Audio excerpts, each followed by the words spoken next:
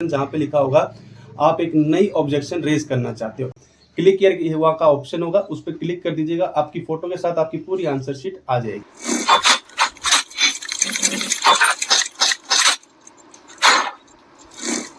Hello दोस्तों, स्वागत है आपका मेरे चैनल एएलपी रविचौहान में। अगर आपने भी नवंबर 2024 के अंदर एएलपी का एग्जाम दिया है तो उस एग्जाम देने के 5-6 दिन बाद ही, मतलब कि आज 5 तारीख को ही आपकी आंसर की घोषित कर दी गई है। अगर आपको उसका लिंक नहीं मिल रहा है तो मैं अपने इंस्टाग्राम के ब्रॉडकास्ट चैनल पर लिंक डाल दूंगा, वहां से जाके आप रजिस्ट्रेशन आईडी और अपना डेट ऑफ बर्थ डालने के बाद अपना जो आंसर की है उसको चेक कर सकते हो, अपने रो मार्क्स को चेक कर सकते हो।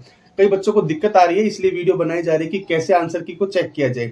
मोस्ट इंपोर्टेंट चीज जो इसके अंदर है कि आपके पास में एक ऑब्जेक्शन का भी ऑप्शन दिया हुआ है। ऑब्जेक्शन मतलब आपको लगता था कि ये क्वेश्चन मेरा सही है, पर यहाँ पर आंसर की में उसके आंसर दूसरा दिया हुआ है, तो आप उस पर ऑब्जेक्शन लगा सकते हो। कितने क्वेश्चन पे लगा सकते हो, कितने रुपए लगने वाले हैं, क्या क्या आपको उसके लिए सबमिट करना पड़ेगा, सारी चीजों पे हम बात करने वाले। और इन बातों पे चर्चा करने से पहले मैं बता दूं कि आपने एएलपी सीबीटी 1 दे चुके हैं, पर अब आपको तैयार करना है सीबीटी 2 को। पहले भी कई बार बता चुका हूं कि जो सीबीटी 2 है वही आपका सिलेक्शन प्रोसीजर में काम आने वाला है। उसका पार्ट ए में अच्छा स्कोर करना पड़ेगा, जिसके अंदर बेसिक साइंस और इंजीनियरिंग है, उसके अंदर आपको स्कोर करना पड़ेगा।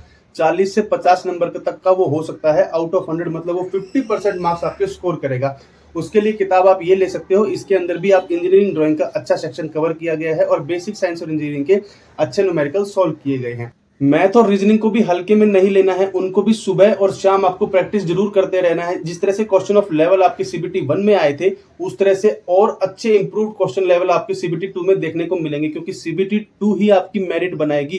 तो उसके लिए प्रैक्टिस भी आपको उन्हीं लेवल के क्वेश्चंस की करनी होगी। तो कहां से कर सकते हो, तो ये किताबें आप ले सकते हो, जिसमें मैथ और रीजनिंग की 2018 से लेकर 2023 तक के प्रीवियस ईयर क्वेश्चंस दिए हुए हैं, जो कि अच्छे स्तर के हैं। मॉडरेट से हाई लेवल तक के क्वेश्चन आपको करने को मिलेंगे। और अभी से इन किताबों से आप प्रैक्टिस कर लोगे तो आपके पास में हार्ड क्वेश्चन को जो समय लगता है वो टाइम मैनेजमेंट आप करना सीख जाओगे। नहीं तो जब आपके पास में हार्ड क्वेश्चन आएंगे और वहां पर आप टाइम लगा दोगे तो जो आसान क्वेश्चन है वहां तक पहुंच नहीं पाओगे और सीबीटी 2 थोड़ा सा वीक हो सकता है। इसलिए अभी से किताबें उठाओ और लग जाओ। और जिन बच्चों की साइंस कमजोर है, खासकर उनको अभी से ध्यान देने की जरूरत है बेसिक साइंस और इंजीनियरिंग के ऊपर। अगर वो चाहते हैं कि उनका सिलेक्शन हो जाए, सीबीटी 1 में तो कैसे ना कैसे नैया पार लग गई है, पर सीबीटी 2 में ऐसा नहीं होगा।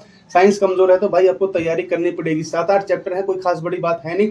एक चैप्टर को भी आपने 5-6 दिन दिए ना तो भी सफिशिएंट रहेगा। पहले थ्योरी पढ़ लो, फिर उसकी थ्योरी के हिसाब से न्यूमेरिकल कर लो और न्यूमेरिकल की प्रैक्टिस कर लो, बस बहुत है। उसके बाद थोड़े बहुत मॉक टेस्ट लगा लो और काम खत्म हो जाएगा। सीबीटी 2 में अच्छा स्कोर कर लोगे। साथ ही साथ ट्रेड टेस्ट भी पढ़ लेना, उसके लिए किताबें मैं बता चुका हूँ कौन कौन सी ले सकते हो, उसके लिए वीडियो बनाई हुई है।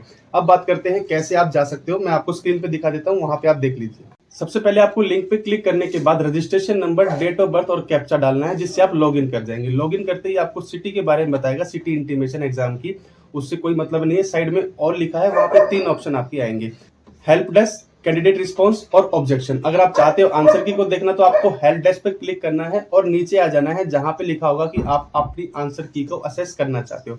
क्लिक हियर हुआ का ऑप्शन होगा, उस पर क्लिक कर दीजिएगा। आपकी फोटो के साथ आपकी पूरी आंसर शीट आ जाएगी, जिसमें आप टिक लगा लीजिएगा एक कॉपी और एक पेन लेके कि मेरा पहला नंबर का क्वेश्चन ये सही है, ये सही है, ये सही है, ये सही है।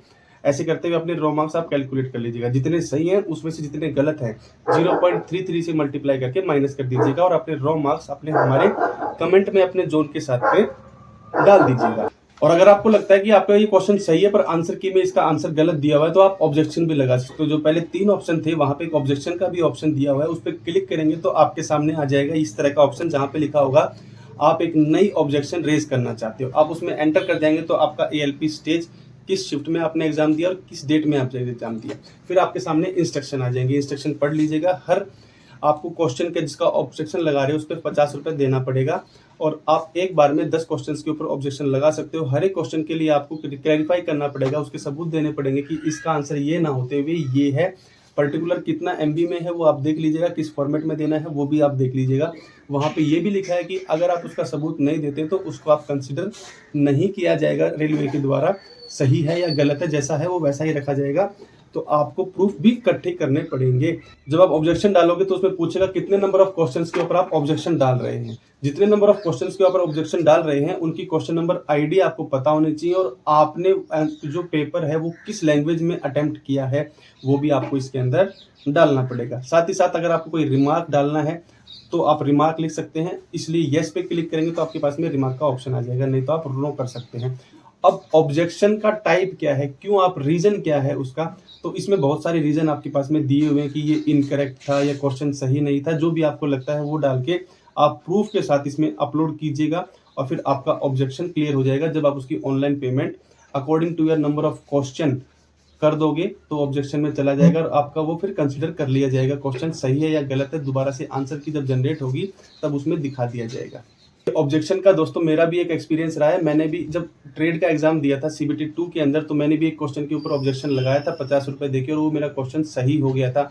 उस चीज़ की पूरी कहानी मैं समझाऊंगा कि वो क्वेश्चन कैसे मेरे लिए फायदेमंद रहा था, वो ऑब्जेक्शन जो मैंने लगाया वो कैसे मेरे लिए फायदेमंद रहा, उसके लिए अलग से हम बात करेंगे, वीडियो को लंबा नहीं करेंगे। आपका स्कोर क्या रहा है और आपका जोन कौन सा है ये आप कमेंट कर दीजिएगा, और आपको ये वीडियो कैसी लगी है, और इसी प्रकार की वीडियो अपडेट्स के लिए आप हमारे साथ में बने रह सकते हैं। पहली बार चैनल पे आए तो चैनल को सब्सक्राइब कर लीजिए।